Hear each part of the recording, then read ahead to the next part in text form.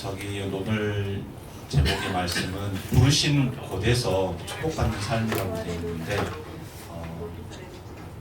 부르신 곳이 도대체 어떤 곳인지, 그리고 거기서 어떻게 사는 것이 축복받는 삶인지 최근에 저에게 이제 은혜가 된 책과 말씀이 있었습니다. 근데 그거 저희 교회에서 저희 유튜브로 섬기고 있는 우리 김바른 집사님 계시는데 최근에 책을 챗GPT로 번역하신 책 PDF가 있어가지고 그거를 최근에 받아가지고 제가 한 4번 정도 읽어봤거든요. 근데 굉장히 저에게 은혜가 많이 됐고 제가 지금 가고 있는 길이 맞다고 생각하지만 힘들다고 느낄 때도 있죠.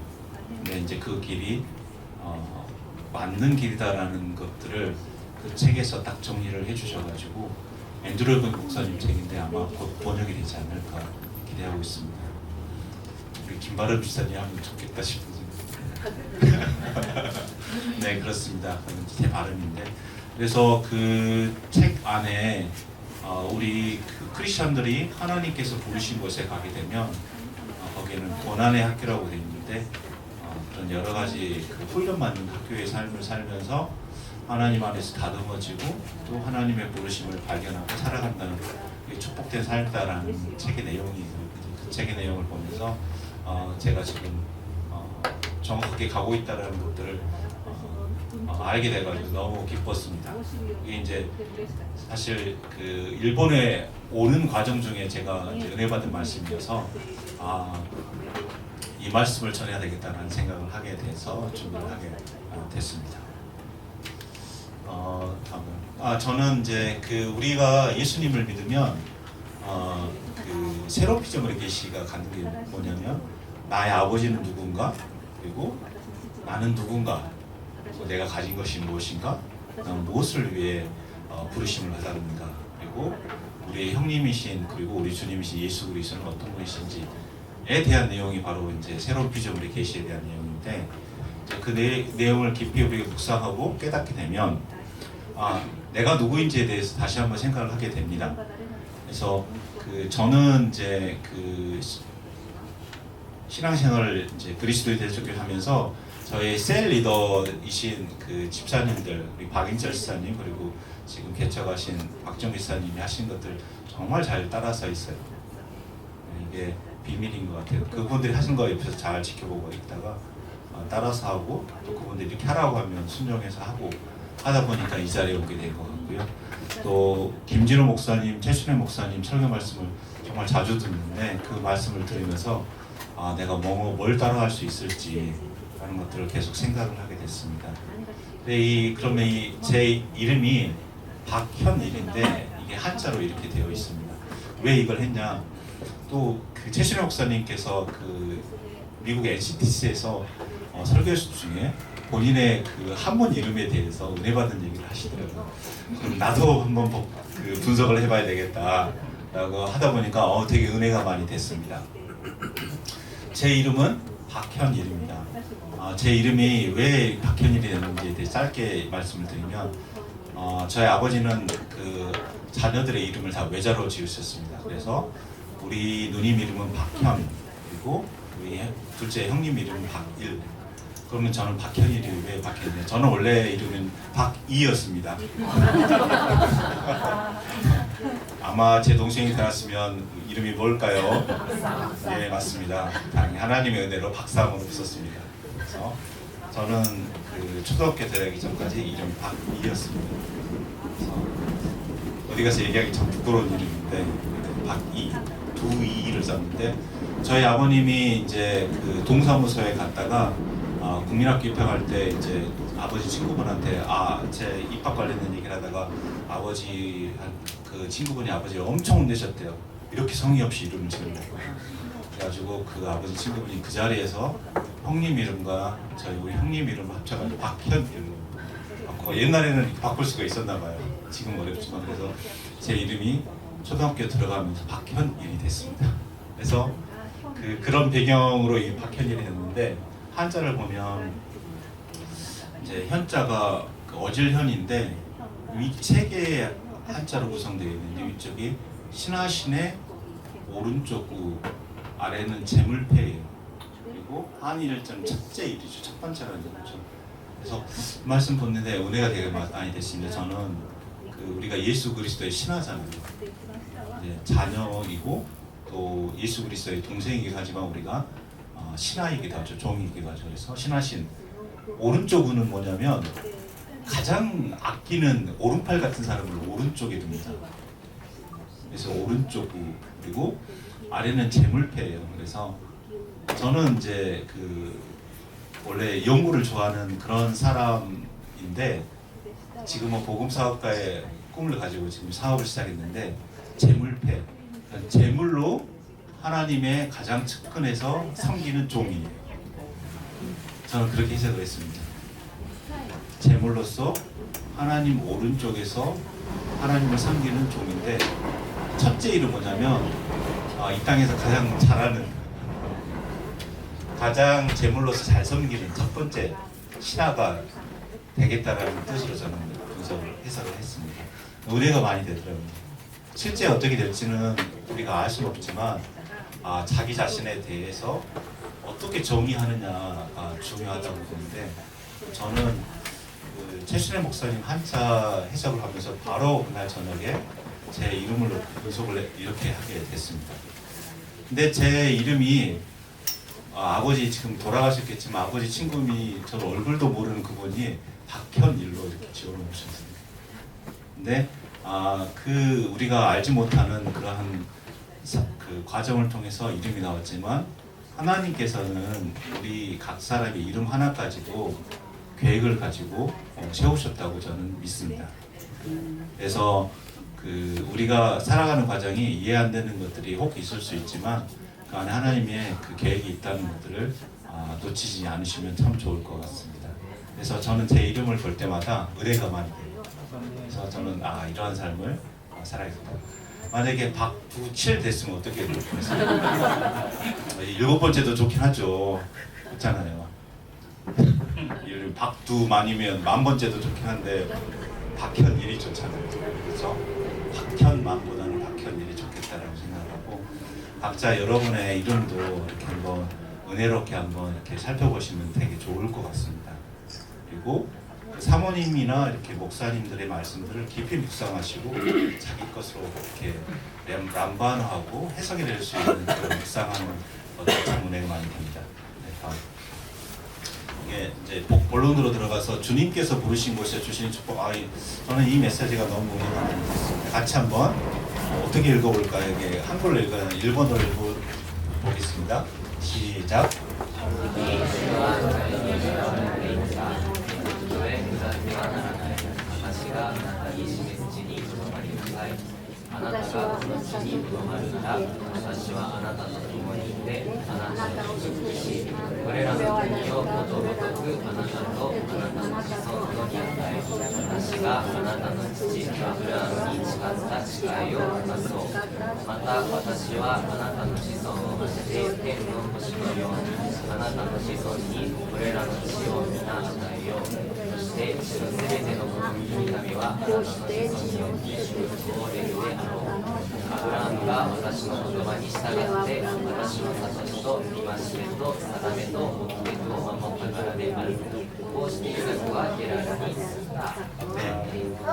시간이 없으니까 이제 다음부터 읽지는 않을 텐데 이 말씀이 너무 중요한 말씀인데 그 이삭은 아마도 그 성경에 따르면 부엘라에로이에 아마 쭉 있다가 하나님께서 그랄로 가라고 얘기하셨습니다. 근데 그 당시에 이제 그 가뭄이 시작됐던 때인데 아브라함은 그 이집트로 가서 이제 그 가뭄을 견뎌내게 되는데 이삭은 이제 그랄 땅으로 가게 됩니다. 그리고 하나님께서는 이집트로 가지 말라고 하셨고 그랄 땅에 있으라고 했어요. 근데 그랄 땅에서도 계속 가뭄이 있었죠. 근데 그 땅에 순종하며 있으면서 어려운 일도 겪게 돼요. 그 아내가 너무 예쁘셔가지고 그 아내 때문에 거기 그 왕한테 아내를 유이라고 해가지고 아내를 뺏길 뻔한 일도 있었고 또 가뭄 때 결과적으로는 씨앗을 심을 상황이 아닌데 씨앗을 심어서 100배의 소출을 내게 됩니다. 이게 이제 이 메시지인데요. 하나님 첫 번째는 이제 아브라함 때에도 있었던 가뭄이 또 다시 오게 됩니다. 그리고 그럼에도 불구하고 주님께서 이삭에게는 그랄 땅에 가라고 얘기하시죠. 근데 그랄 땅에 갔더니 좋은 일이 있지는 않았어요. 이제 앤드루 오면 목사님 그걸 고난의 학교라고 얘기하셨는데 어떤 면에서는 이게 담금질의 학교일 수도 있고 우리가 더 성숙해지는 학교일 수도 있는데 하여튼 그 학교가 기다리고 있었습니다. 그래서 우리가 주님의 인도 부르심을 받는 곳에 가면 꽃길이 있을 거라고 예상하는데 저도 이렇게 신앙생활을 쭉 해보니까 결국은 꽃길인 걸 알겠는데 쉽지는 않다는 것들도 좀 알게 됩니다. 다만 그곳 가운데 있으면 결국 하나님의 계획하심을 볼 수 있다. 그리고 또 하나는 부르신 곳에 가는 것과 가뭄이 오는 것 그리고 고난이 오는 것은 크게 관련이 없다. 고난은 아브라함 때도 있었고 가뭄은 이삭 때도 있었던 것처럼 늘 가뭄 즉 어려움은 왔다 갔다 하는 거기 때문에 왜 이 가뭄이 왔을까라고 고민할 필요는 없다. 라는 게 이제 저는 그 책의 메시지 중에 하나라고 생각합니다. 중요한 것은 부르신 곳에 내가 있느냐 그리고 그 가운데서 내가 하나님의 지혜를 받아서 아직 씨앗을 심지 말아야 될 상황인데도 불구하고 말씀의 순간에서 내가 씨앗을 심을 수 있는 믿음이 있느냐 그리고 심느냐 다 중요하다는 거죠. 늘 우리는 100배의 소출만 생각하게 되는데 100배의 소출 앞단에 우리가 해야 될 일과 우리가 인내해야 될 과정이 필요하다는 게 이게 굉장히 중요한 메시지라고 할 수 있습니다. 그래서 부르신 곳에 가야 되는데 부르심을 들을 수 있는 귀가 있어야 돼요. 내가 주님과의 친밀한 관계를 통해서 하나님이 부르신 곳, 그 친밀한 관계 가운데서 나에게 어디를 가라고 하시는지 내가 들을 수 있는 귀와 성장된 그 성장이 어느 정도 갖춰져야 된다는 게 중요한 부분입니다.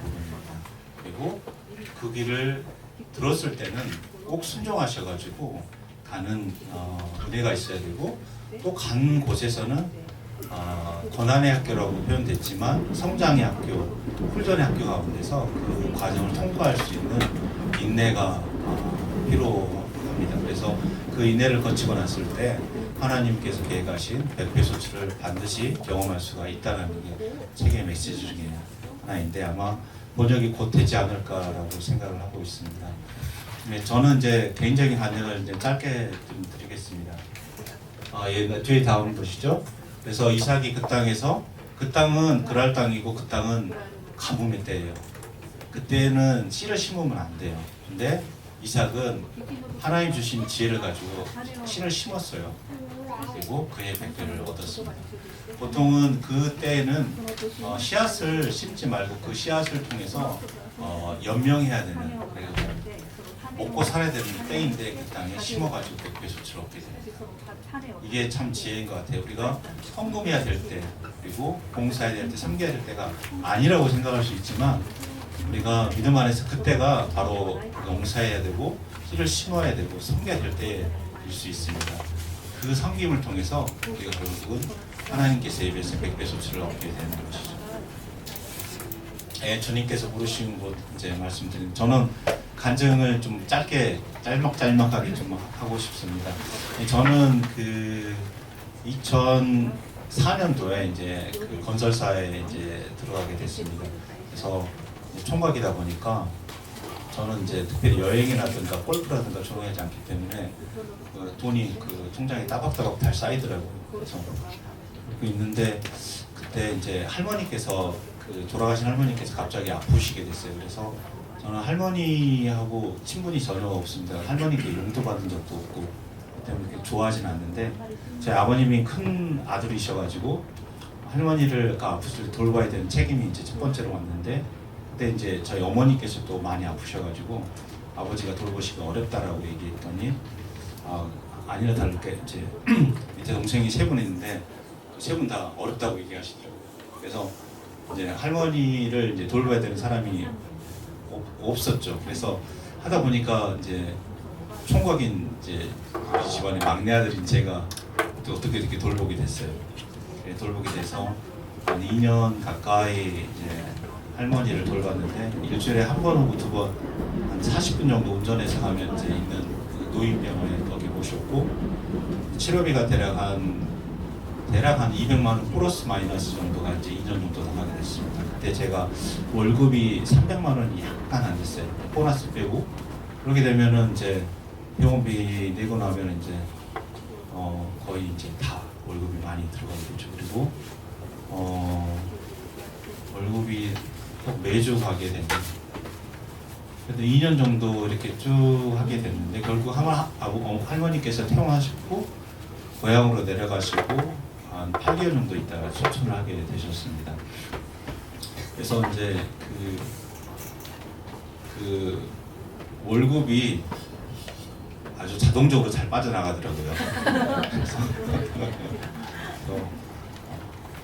이게 월급이 쌓이질 않는구나. 그래서 2년 동안 잘 받아. 어떤 때는 이제 치료가 좀 많이 된 때는 한 280만 원 정도 나가고 자동적으로 다 빠져나가게 되죠. 그래서 이렇게 이제 하게 됐고 그 당시에 이제 저희 어머니도 또 아프셔가지고 어머니가 동시에 할머니하고 같은 시기에 이제 교통사고를 크게 당하셨는데 이제 그때 또 어머니를 제 집 옆에 병원에 모셔가지고 같이 돌보게 됐습니다.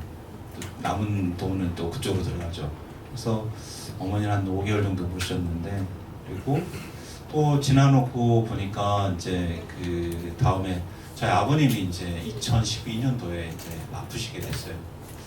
그래서 그 이제 아버지가 위암 말기셔가지고 이제 그때 이제 아버지를 이제 돌보기 시작했는데 최종적으로는 한 10년 정도 제 가까이 모시고 아버지 이제 병수거를 하게 됐습니다. 저희 아내가 뒤에서 많이 도와줘가지고 잘 할 수 있게 됐는데 저희 이제 그 누님은 외국에 계시고 또 우리 형님도 또 여러 상황이 있으셔가지고 돌볼 수가 없는 상황이셨어요. 그래서 이제 제가 전담맨으로 제 아버지를 한 10년 정도 병수거를 하게 됐습니다. 그래서 크게 뭐 어렵다고 느끼지 않고 해야 되겠구나라는 생각을 이제 하게 돼가지고 하게 됐습니다. 그래서 10년 동안 하는데 제가 해보니까 7년째가 가장 어렵더라고요. 그래서 그 속담에 그 3년 병수거리 효자 없다는 말이 뭔 말인지 좀 뼈저리게 느꼈습니다. 그래가지고 17년째가 되니까 제가 생각을 하게 됐어요. 이거는 병원하고가 아니다. 이거는 회사 일이다. 라고 제가 생각을 바꾸어 먹었어요. 이거는 회사 일이다. 그리고 아버지는 회사 직장으로 상사인데 내가 이 사람을 월급 받고 이거 챙겨야 된다. 마음을 그렇게 보니까 조금 낫더라고요. 그래가지고 나머지 3년은 너무 힘들었어요. 그래가지고 그 3년 동안 이제 회사 일에 지장이 너무 많이 나가지고 병원에서는 많을 때는 한 20번 정도 전화가 와요. 하루에. 회사 일을 할 수가 없어요. 저는 정말 회사에서 바쁜데. 그리고 어머니도 전화하시고 회사 병원에 전화하시고 그러면 병원 또 가야 돼요. 그래서 제 그 휴가 기록은 거의 뭐 걸레처럼 돼 있습니다. 거기 우리 삼성물산은 이제 2시간 휴가를 낼 수 있거든요. 그러면은 휴가는 꼭 해요. 그리고 다음에 것도 끌어서 쓰고 하다 보니까 회사 생활에 굉장히 지장이 정말 많이 있고 위에 분들한테 불려가 혼나기도 했어요. 회사 생활에 굉장히 책임감이 없다. 어떻게 할 수가 없는 상황이었습니다. 근데 그때가 아마 저는 혼자 이게 내 인생의 시간이 멈춰 있는 그런 느낌이 들 정도로 좀 힘든 때였습니다. 그래서 그 시간도 결국은 또 지나가더라고요. 지나가고 아버님이 이제 그 10년 됐을 때 건강한 모습으로 소천하셨습니다. 그리고 저희 아버님은 그 과정 중에 위암 말기셨는데 위암 말기 외에도 뇌종양 치매까지 오셨어요. 그래서 그 치매는 이제 사실은 약이 없거든요. 근데 하나님께서 우리 아버지 놀랍게 역사하셔가지고 치매가 나오셔가지고 돌아가실 때는 되게 온전한 정신으로 저랑 얘기도 하시고 돌아가신 날 그 당일도 저랑 얘기도 하시고 이제 소천을 편안하게 하나님 곁으로 가게 되셨습니다. 그 아버지를 제가 한 10년 동안 보시면서 아버지가 이제 제 1호 제자예요. 제가 영접하고 양육하고 10년 동안 양육하고 소천하는 데까지 이제 같이 하는 시간을 보냈는데 저희 아버지를 이렇게 돌보면서 저도 굉장히 많이 이제 성장하게 되는 계기가 됐습니다. 기본적으로 저는 이제 성향 자체가 좀 인내심이 있는 편인데 그 10년이라는 기간 그리고 할머니를 모시면서 제 인내심이 예전보다 더 다르게 이제 훈련되는 시간이 되기도 했고 성품적인 측면에서도 더 다름을 받는 시간이 되기도 했습니다. 그리고 그 이후에 이제 결국 2023년에 아버님이 이제 소천 하시면서 제가 사업을 이제 시작하게 됐습니다. 이것도 참 은혜인데 저는 아버님이 최대한 오래 사시기를 바랬는데 아버님이 이제 소천하시고 나서 제가 사업을 시작할 수 있게 됐어요. 그 전까지는 사업에 대한 생각을 하기가 사실 어려웠던 시간인데 아버님이 소천하시니까 제가 아버지한테 들어가는 시간이 제 하루 시간이 한 50%가 넘고 한 70% 정도 아버지한테 시간을 드려야 되는데 그 시간이 이제 제가 사업을 준비할 수 있는 시간이 된 거예요. 그래서 21년도 전 이제 제가 사업을 준비하게 됐고 24년도 물 좀 한 잔 먹겠습니다.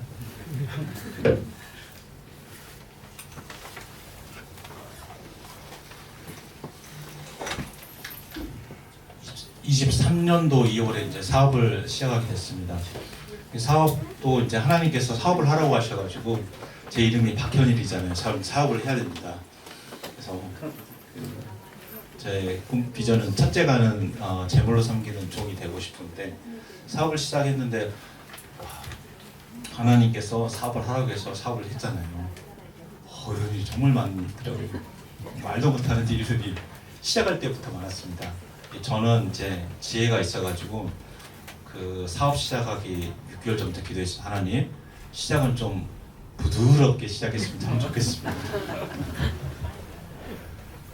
그동안 이제 뭐 하라고 하셔가지고 해보니까 할 때부터 어렵더라고요. 그래서 사업은 조금 연착륙해서 좀 차근차근 했으면 너무 좋겠습니다라고 기도했는데 하나님께서 저는 응답하시라 믿었습니다. 근데 사업을 하니까 첫날부터 어려움이 너무 많더라고요. 전날부터 어려움이 너무 많아가지고 그 어려움을 얘기하는 시간은 아니고 근데 감사하게 그 어려운 과정에 꼭 살아날 수 있는 길들을 계속 열어주시더라고요. 정말 말도 못하는 그 곳에서 공급해 주시고 정말 악한 사람들도 좀 많이 만나게 됐는데 그 과정 가운데 하나님이 길들을 열어주시는데 정말 눈물로 갈 수 있는 그런 길인 것 같아요. 그래서 그 과정을 통해서 또 훈련이 된 것 같아요. 그래서 그게 이제 지금까지 한 2년 반 정도 지났는데 제가 굉장히 믿음이 성장하게 됐습니다. 그래서 제가 겉보기에는 좀 작년이랑 살찐 것 빼고는 달라진 게 없지만 저의 내면으로는 제 믿음이 굉장히 성장하게 됐습니다. 지금 말씀드리고 싶은 거는 부르신 곳에서 그 인내의 학교, 연단학교가 있다는 걸 꼭 말씀드리고 싶었어요. 그리고 이제 24년도에 이제 저는 이제 그 일을 할 때 삼성물산이라는 곳에 이제 기술연구소에서 일을 했는데 저는 이제 일을 하면 좀 열심히 하는 좀 기질적인 특성이 있어서 열심히 하고 이제 주 80시간에서 저는 90시간 정도 일을 하거든요. 아마 한번 해보시면 주 80시간에서 90시간 일하면 어느 정도 일해야 되는지 아마 아실 겁니다. 아침 6시에 출근해서 집에 오면 밤 9시에서 한 10시 정도 되거든요. 그리고 토요일도 가서 일을 합니다. 이제 그럴 일을 하게 되는데 그 일을 하는 것도 좀 사실은 시간이 작지 않은데 그리스도 대사를 교회에서 이제 있으면서 이제 훈련돼가지고 그 셀 리더가 되고 이렇게 하다 보니까 이제 영혼들 섬기고 이제 그 셀 모임도 하게 되잖아요. 그래서 그 80시간 일하면서 그때가 이제 우리 아버지 이제 그 병습을 할 때예요. 그리고 셀은 4개 정도 했어요. 그리고 개인 야구부 2명을 따로 있습니다. 했는데 지금 생각해보면 어떻게 했는지를 도저히 모르겠어요. 그때는 어떻게 했냐면 아무 생각을 안 했어요. 그날 하루 하면 하고 그냥 잠 자고. 그러니까 이건 뭘 이렇게 계획을 하고 하면 너무 이렇게 머리가 아프고 힘들어서 그냥 하루하루 그냥 할 수 있는 대로만 했습니다. 그리고 재밌는 게 이제 그 셀 양육을 하게 되면 셀원들이 바쁘대요. 그러면은 그 자기 있는 데 곳에 와서 해달래요. 그럼 가야 돼요. 미치는 거죠. 그리고 시간을 잡았으면 바빠가지고 시간을 바꾸죠. 바꿔줘야 됩니다. 그리고 또 1년 반 양육했는데 또 교회 또 옮겨버려요. 그럼 또 잘 가라고 또 인사해야 됩니다. 그게 할 수 없어요. 이제 섬기게 되면 그게 그 섬기는 자의 어떤 태도일 수도 있고 그렇게 해야 됩니다. 그래서 왜 의리 없이 갔냐 뭐 이렇게 할 수가 없는 거죠. 그리고 그 섬김 받는 사람이 뭔가 요청을 하게 되면 그 요청한 대로 섬겨를 줘야 되는 거라고 생각합니다. 그래서 그 시간이 다 지나고 났을 때 이제 제가 또 성장하게 됐었고, 저도 지금도 저는 그 교회 사역을 하게 되면 토요일 날 이제 혹은 일요일 날 한 8시간 정도 이제 말씀 준비를 하거든요. 그래서 이제 일하고 말씀 준비하고 하게 되는데, 어제도 말씀드렸지만 저는 이제 일은 딱 한 365일만 일하거든요. 그래서 그리고 그 잠자기 전까지만 일을 합니다.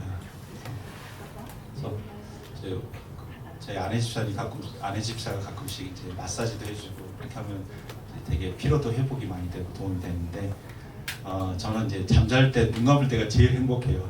오늘도 무사히 잠을 자는 거라. 근데 어떤 주간은 한 일주일 정도 막 한 2~3시까지 잘 못 자면 화가 막 나요. 잠을 못 자면 화가 막 나요. 근데 뭐 할 수 없죠. 이제 그 또 밤새서 일을 해야죠. 이제 그렇게 하게 되는데 이제 생활이 굉장히 단조로울 수가 있는데, 일을 하고 말씀 전하고 또 양육하고 이렇게 시간을 보내고 있습니다. 그래서 하루하루 그날 해야 될 일들을 순종해서 하게 되는 것 같습니다. 지금 주님께서 부르신 곳이라고 그랬는데 이제 제가 이제 간증을 드린 이유가 있습니다. 그래서 주님은 우리를 부르시죠. 이제 우리가 부르시는데 우리가 그 부르신 곳에 갈 수도 있고 안 갈 수도 있어요.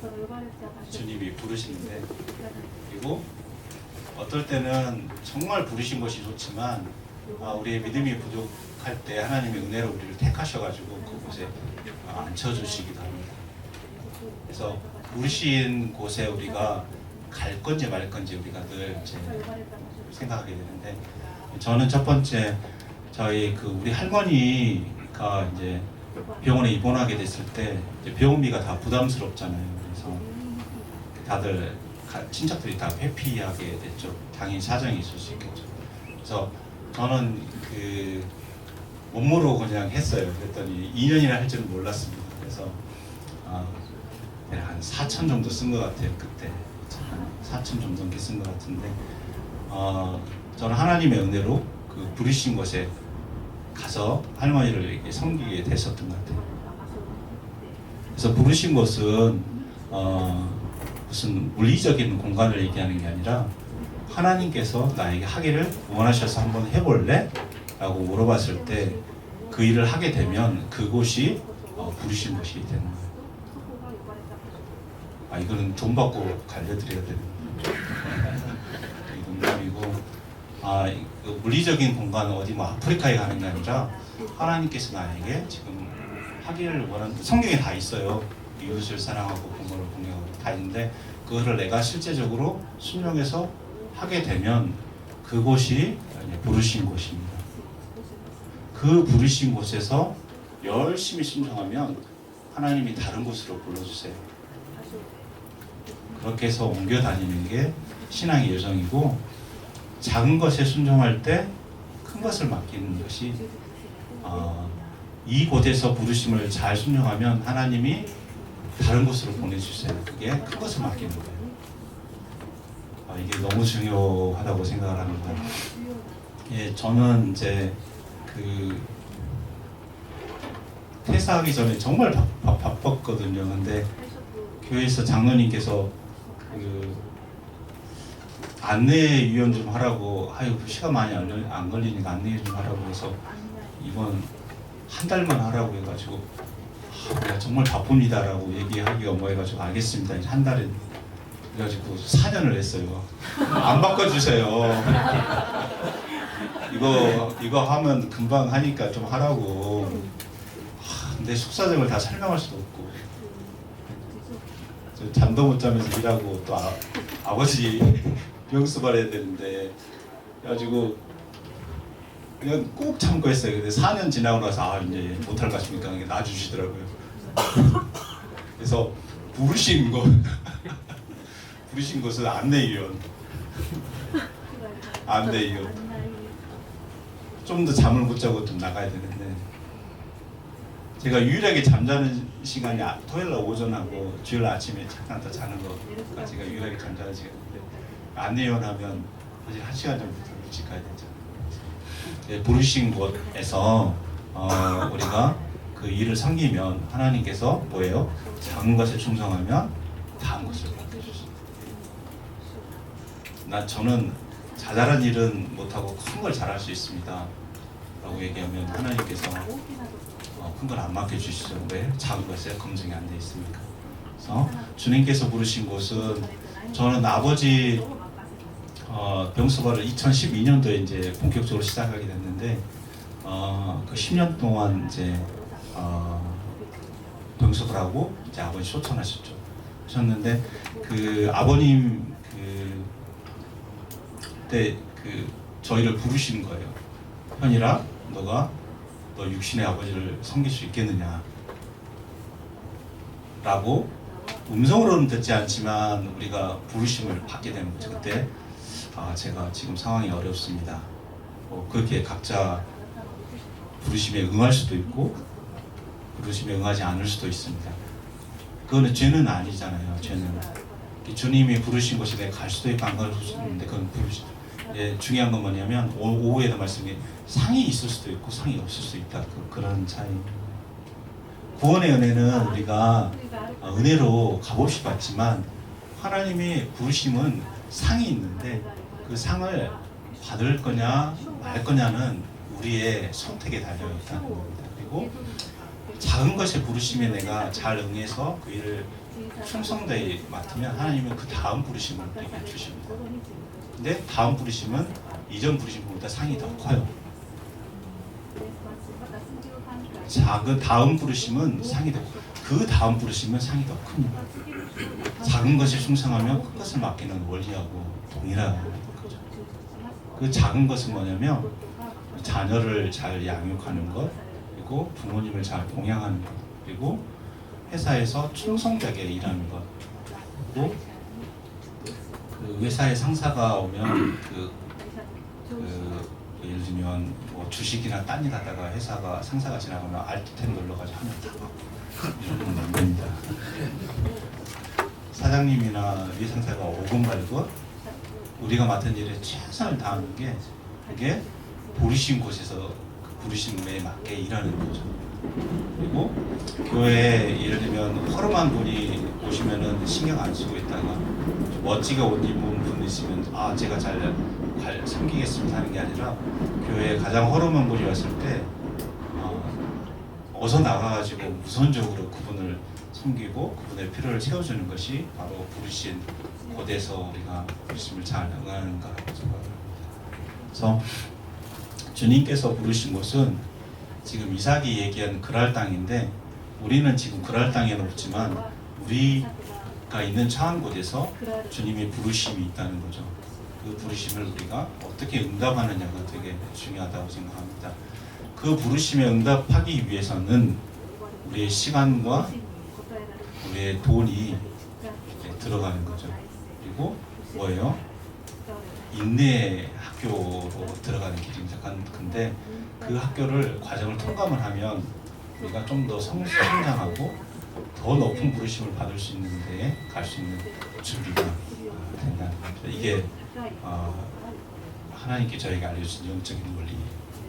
이게 이제 그 최신의 김진호 목사님, 최신호 목사님이 살아가신 길들을 제가 이렇게 뒤에서 저는 가까이서는 뵙지 못하지만 그래도 설교 말씀이나 그래도 가끔씩 뵐 때 이렇게 말씀하시는 걸 봤을 때 그분들의 신앙의 이력들을 봤을 때 그분들의 삶에서 나타난 부르심에서 그분들이 순종하면서 가셨던 그 사역의 길들입니다. 사람들은 힘든 일들 겪으면 별로 중요하게 귀담아 듣지 않습니다. 다만 그분들이 나타난 결과물, 사역의 결과물만 보고 나도 그렇게 하고 싶어 라고 생각하지만 그분들이 어떻게 그 과정들을 거쳐갔는지에 대해서는 유심히 보지 않죠. 근데 그 케네스 해긴 목사님 책을 저도 참 많이 봤는데 그 책에 보면 그 인내의 학교를 어떻게 통과했는지에 대한 내용들이 짤막짤막하게 나와 있는데 그것들 보면 정말 말도 못한 일들이 있는 거죠. 그리고 앤드루 모이 목사님 책 보다가도 짤막짤막하게 나오는 대목들을 좀 유심히 보는 편인데 거기서 보면 그분들이 어떤 과정들을 거쳐갔는지 우리가 배울 수 있습니다.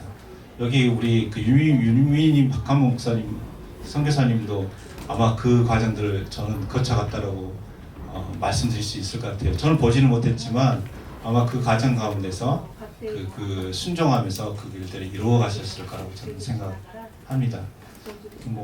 저번에 이제 그 최신의 목사님, 김진호 목사님이 이제 미국에 사역하실 때도 건물 청소 오래 하셨대요.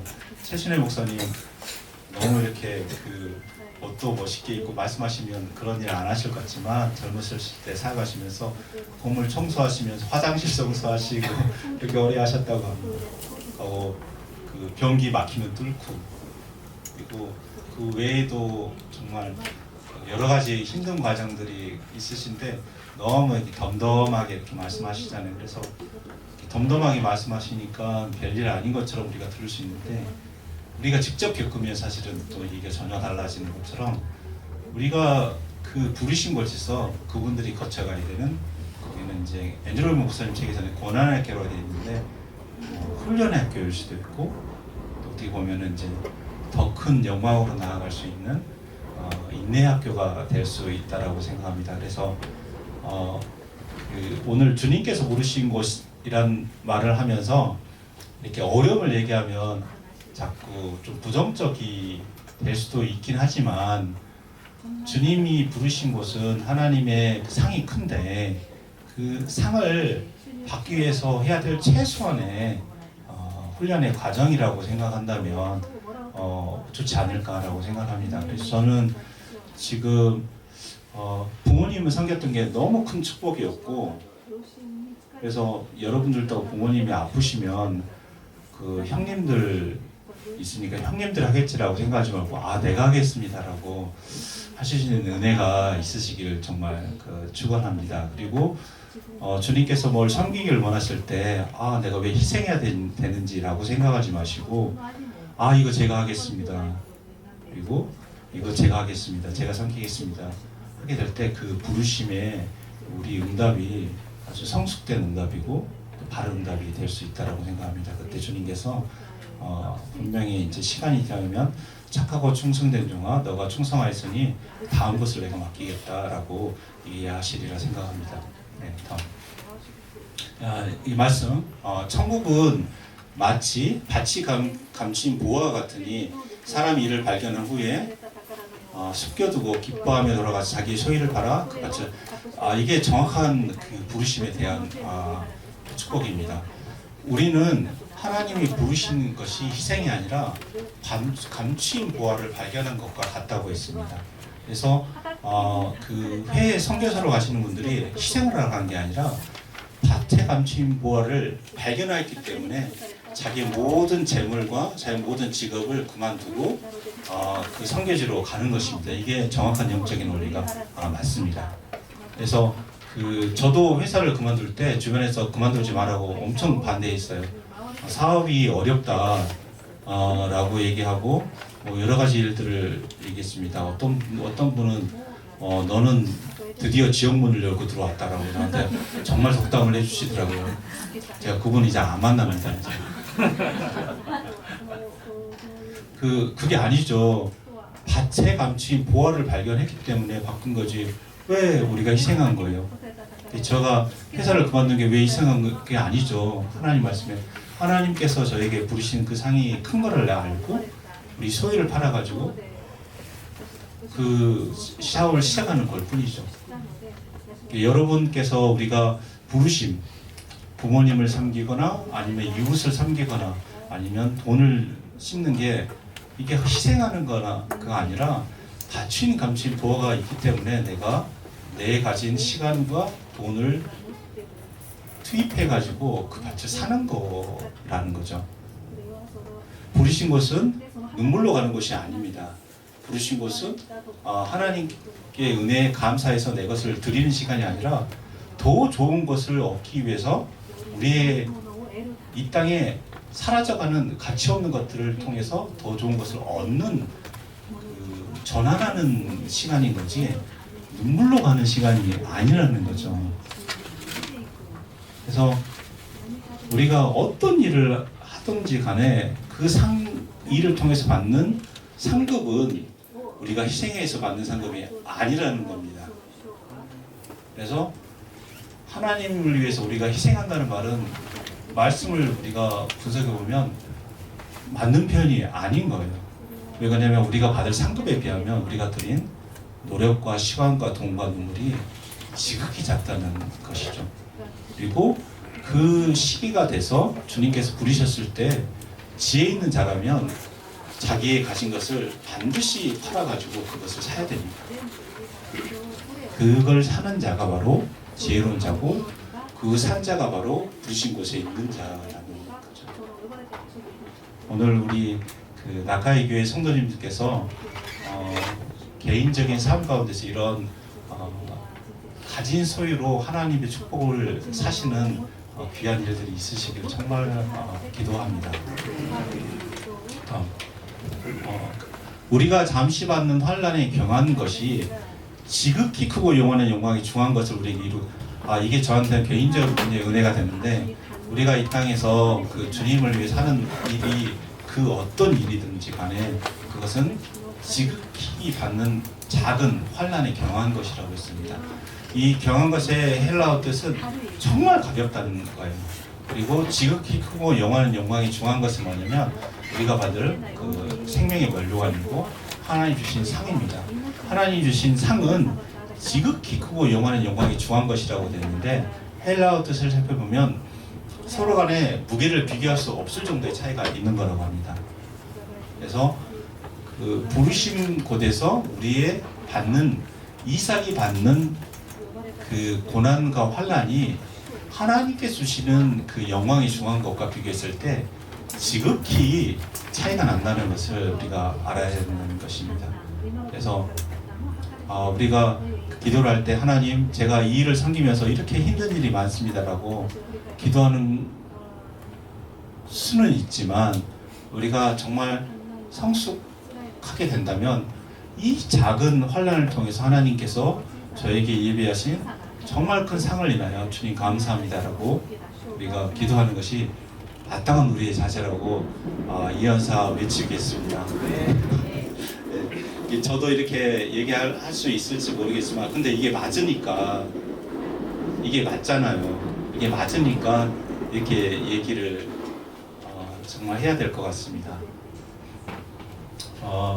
그 부르신 곳에서 우리가 이제 시간이 얼마 안 남았습니다. 제가 제일 잘하는 것 중에 하나가 저는 늘 시간에 잘 맞춰서 끝냅니다. 그래서 내가 왜 중간에 끝내지 않으면 시간이 돼서 끝냈다는 분에 이해하시면 됩니다. 그래서 저는 논문 발표할 때 제가 발표는 잘 못하는 시간을 잘 맞춰가지고 칭찬을 좀 받는 편이에요. 그래서 성령님들을 받아야 됩니다. 방법이 없어요. 성령님들을 안 바꾸면 그 어려운 상황 가운데 눈이 돌아가기 때문에 정신이 하나도 없습니다. 어떻게 해야 될지 모르고 그 중간에 이제 뭐 주변에서 막 펌프질을 합니다. 그러면 더 힘듭니다. 수고했어, 이 정도 있으면 됐어, 더 안 해도 돼, 이렇게 하시는 분들도 계세요. 근데 성령님들을 꼭 받으셔야 됩니다. 그래서 내가 지금 더 있어야 되는지 옮겨야 되는지 이걸 받아야지 우리가 부르신 곳에서 위치를 놓치지 않는 지혜가 될 것 같습니다. 그래서 성령 인도에 대한 말씀들을 정리했는데, 말씀을 깊이 묵상하시고 영으로 기도하시면 하나님께서, 성령님께서 우리가 어떤 일을 해야 될지 반드시 알려주십니다. 반드시 그 인도를 꼭 받으셔야 돼요. 그 인도를 받으셔야 돼요. 다음, 그리고 성령님과의 친밀한 교제는 뭔가요? 이게 딱 네 가지입니다. 뭐예요? 첫 번째, 말씀 속에서 교제, 말씀을 깊이 묵상하는 겁니다. 크리스 목사님은 말씀을 묵상하는 것은 뭐냐면 하나님께 내가 응답하는 거라고 했습니다. 우리가 말씀을 듣는 것은 듣는 거고, 말씀을 묵상하는 것은 내가 하나님께 응답하는 겁니다. 그 어떤 두 사람이 교제한다는 것은 서로 말을 주고받아야 될 교제가 되는 거죠. 주고받는 교제가 교제인데, 교제라는 하나님과의 교제는 내가 말씀을 듣고 내가 말씀을 깊이 묵상하는 게 교제예요. 그래서 듣고 내가 말하고, 듣고 말하고. 두 번째는 기도 속에서 교제하기, 영으로 기도하는 겁니다. 방언으로 깊이 묵상하고 기도합니다. 방언으로 기도할 때 말씀의 계시가 우리에게 오게 됩니다. 저는 방언 기도하기 전에, 그 2012년 시작하기 전에 저는 말씀을 대략 한 25독 정도 했거든요. 정말 말씀을 그래도 많이 본 편인데, 그때 깨닫는 말씀은 너무 제한적이었어요. 근데 그리스도 대처를 교회에 와서 방언을 받게 되고, 기도하면서 어느 순간부터 깨닫게 되는 말씀을 통해서 이게 계시되는 거구나 내가 알게 됐고, 그 영어로 기도하면서 말씀을 깨닫게 되는 게 중요합니다. 그래서 기도식 교제하기. 세 번째, 늘 우리의 삶에서 찬양과 경배로 교제하기입니다. 우리가 부르신 곳에서 하나님 눈물로 너무 어렵습니다 하고 기도하는 수는 있다고 생각합니다. 저도 이제 회사 사무실에 혼자 새벽에 앉아가지고 눈물로 기도했던 적이 있습니다. 근데 제 믿음의 수준에서 최선을 다한 거죠. 근데 그것보다 더 높은 차원의 은혜가 있습니다. 뭐냐면 가장 어려운 시기에 주님께 찬양하고 경배하는 겁니다. 가장 어려운 시기에 주님을 찬양할 때 주님께서 기뻐 받으신다고 생각합니다. 그리고 네 번째 뭐예요? 순종을 통해 교제하기. 우리가 말씀을 깊이 묵상하게 되면 반드시 그 말씀에 따라서 무언가를 해야 되겠다라는 판단이 삽니다. 말씀을 깊이 묵상하고 기도하고 경배할 때 무언가를 해야 되겠다는 판단이 섭니다. 그때 미루지 마시고 그 말씀을 따라 행하는 것입니다. 말씀을 행하는 것이 순종입니다. 말씀을 행하는 것이, 말씀을 행할 때 그 말씀이 우리에게 진정을 깨닫게 되는, 그 기노스코 에피그노시스 우리가 배웠잖아요. 깨닫게 되는 지식이 그때 비로소 됩니다. 그래서 순종을 통해서 교제하기. 그래서 이 네 가지가 성령님과 친밀한 교제입니다. 이게 제가 그 그림을 찾았는데, 계시가 열리는 과정인데, 말씀을 깨닫게 된다는 것은 그냥 묵상하면서 깨닫는 게 아니라 말씀을 순종할 때 정말 깨닫게 됩니다. 그래서 말씀을 순종할 때 깨닫게 될 때 하나님의 진짜 모습을 우리가 더 많이 알게 됩니다. 이 말씀을 깨닫게 되는 과정은 뭐냐면, 병아리가 알을 깨고 어미닭의 얼굴을 보는 것과 같습니다. 그래서 그 새끼닭이 그 알 속에서 나오고 싶을 때 쫀대요. 안에서 그러면 어미닭이 지켜보고 있다가 우리 새끼닭이 어디를 쪼고 있는지 본대요. 그리고 쪼는 데를 더 밖에서 쪼아준대요. 그러면 알이 깨지면서 짜잔 하고 이제 그 새끼 병아리가 머리를 내밀고 어미닭을 보게 됩니다. 저는 이 과정이 바로 기노스코 에피그노시스, 계시를 통해서 하나님을 더 깊이 알아가는 과정이라고 생각을 합니다. 그래서 그 쪼는 과정이 뭐예요? 말씀 따라 행하는 거죠. 그때 방언으로 기도할 때 성령님께서 우리가 어디를 통해서 나올 수 있는지 알고 그 길을 열어주시는 거죠. 그래서 그 어미닭을 보게 되면 아 우리 엄마가 이런 분이구나 라는 거 우리가 알게 되는 것처럼 우리가 에피그노시스, 기노스코를 통해서 하나님을 알게 됩니다. 기노스코는 하나님을 경험하는 거고 그것이 계속적으로 반복되고 하나님을 경험하는 횟수가 늘어갔을 때 그 계시가 완벽해지는 완벽한 계시의 지식을 바로 에피그노시스라고 하는 것처럼 그 에피그노시스의 단계로 넘어가게 됩니다. 뭐예요? 알을 깨는 과정이 뭐예요? 말씀 묵상, 기도, 경배와 찬양, 말씀 행하기고 그 성령님이 하시는 이제 사역이 알을 깨줘서 아기가 더 어미를 보고 밖을 볼 수 있도록 도와주는 게 성령님이 임재한 사역입니다. 이제 얼마 안 남았는데 기근을 왔다 갑니다. 그러니까 부르신 곳에서 있다 보면 늘 힘들 때인데 이게 도대체 언제 끝나냐? 이게 언제 끝나는데 하여튼 왔다 갑니다. 저는 이제 요것만 하고 마치겠습니다. 저는 2012년도에 저는 이제 대학 교수가 되는 게 저는 꿈이었습니다. 저는 연구를 워낙 좋아해가지고 공부를 너무 좋아합니다. 얘기하면 늘 이제 주위에 있는 분들이 정말 밥맛이다라고 얘기합니다. 그래서 공부가 제일 쉬웠어요 하는 것처럼 공부가 재밌는데 논문 쓰고 공부하는 게 저는 너무 재밌었습니다. 근데 주님께서 이제 2012년도에 교수가 아니다라고 저에게 얘기를 해주셨습니다. 그래서 저는 당황했습니다. 근데 순종했습니다. 그래서 교수 가는 거를 이제 캔슬했습니다. 지방에 있는 대학교에 있는 학과장 교수님이 오라고 얘기하셨는데 죄송합니다 못 갑니다라고 얘기하고 갔습니다. 근데 그때부터 이제 회사에 이제 남게 됐습니다. 저는 이제 대학 교수로 갈 수 있는 티켓을 받았는데 그 티켓을 거절하고 회사에 남아서 저는 꽃길이 있을 줄 알았습니다. 근데 꽃길이 아니라 이제 기근이 오기 시작했습니다.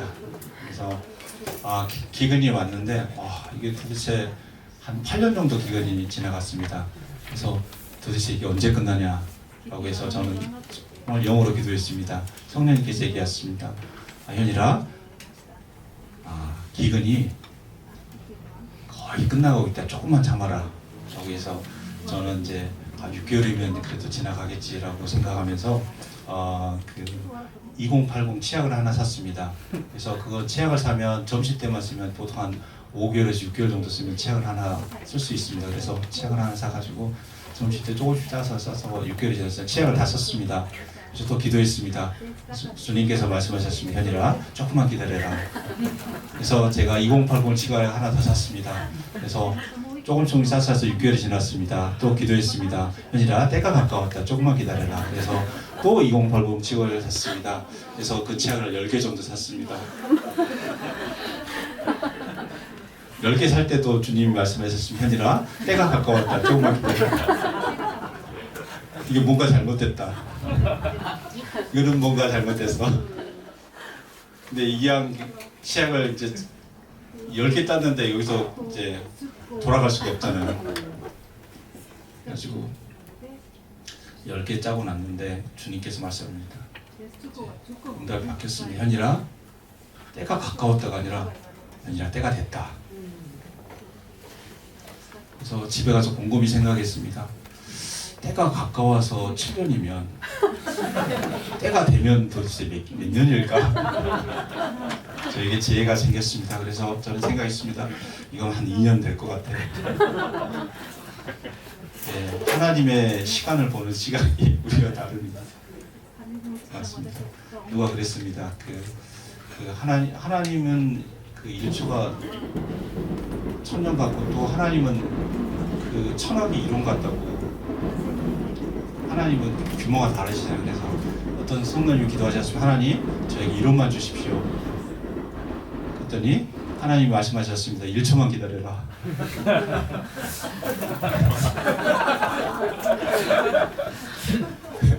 그래서 하나님의 시간은 우리의 시간과 다를 수 있습니다. 그래서 2080 치약을 좀 더 썼습니다. 그래서 23년도에 나오면서 제가 지금까지도 2080 치약은 안 씁니다. 보기만 해도 짜증이 확 나요. 그래가지고 퇴사할 때 마지막에 제가 2080 치약을 써가지고 거기다가 마지막이라고 적어놨습니다. 내 집으로. 그러니까 다시는. 그래서 그 2080 치약을 다 쓰고 나서 그 퇴사할 때 보니까 한 2주 정도 더 써야 되더라고요. 그래서 치약을 안 샀습니다. 왜냐면 그 치약 사가지고 또 쓰다 보면 또 있을까봐. 드리고 싶은 말씀은 뭐냐면 기근이 왔다가 지나간다. 우리의 인내의 학교도 지나가는 거기 때문에 우리가 그 안에 인내심을 가지고 그 시간을 잘 인내하게 되면 하나님께서 결국 그 다음 계로 열어주신다는 거죠. 그리고 그 인내하는 그 시간이 작을 수는 있습니다.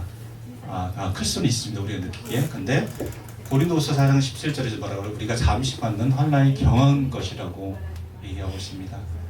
그게 얼마만큼 어려울 수 있지만 그게 하나님께서 우리에게 예배하신 그 축복은 영원한 영광에 중한 것이기 때문에 우리가 어려움을 겪는 거에 대해서 크게 뭐 그렇게 중요하게 얘기할 필요가 없습니다. 그래서 그 김연우 세신의 목사님 설교를 쭉 들어보면 어려운 얘기 별로 안 하세요. 거의 안 하십니다. 근데 잠깐 얘기하면 그게 그 장난이 아닌 거예요. 그게 보통 어려움이. 근데 그분들에게 있어서 그게 뭐예요? 잠시 받는 환난에 경한 것을 알고 계시기 때문에. 그리고 그 케네스 기 목사님 책 보면은 그 짧게 한 페이지 정도 나오는데 그게 1, 2년의 얘기가 아니죠. 이게 몇 년간의 그 돈이 없어가지고 밥을 굶고 이렇게 사역을 하셨다는 얘기를 보면 가슴이 얼마나 아픈지 몰라요. 그리고 타이어가 펑크 났는데 타이어 갈 돈이 없으셔가지고 기도하시면서 다녔대요. 이게 우리는 그런 일들까지는 아니잖아요. 그래서 그 기근이 왔을 때 우리가 감사함으로 그 기근을 건너야 되고 내가 부르신 곳에서 우리가 해야 될 일들은 그 일을 인내하면서 뭐요?